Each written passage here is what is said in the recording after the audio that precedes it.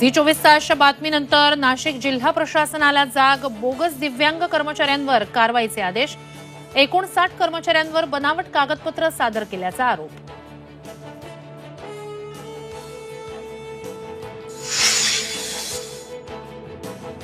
EWS अंतर्गत अर्ज भरणाऱ्या मराठा उमेदवारांच्या भरतीला तात्पुरती स्थगिती, इतर प्रवर्गातील उमेदवारांच्या नियुक्तीचा मार्ग मोकळा.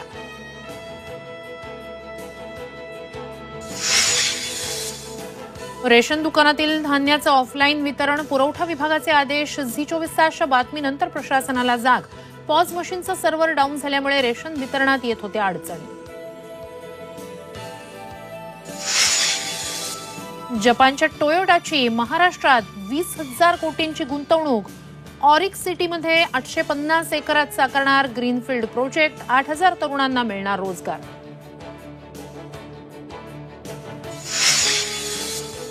लैंगिक छळाची तक्रार केल्यानंच पूजा खेडकर टार्गेट. पूजा खेडकरच्या वकिलांचा कोर्टात युक्तिवाद.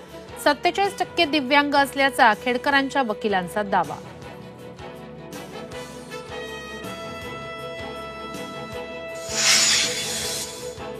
आणि मोदी शहांच्या डर्टी पॉलिटिक्सनं राज्यातील डर्टी पॉलिटिशियनला सत्तेत बसवलं. जोपर्यंत राज्याच्या राजकारणात फडणवीस आहेत तोपर्यंत मराठी माणसाला सुख शांती लाभणार नाही, संजय राऊतांचा घणाघात.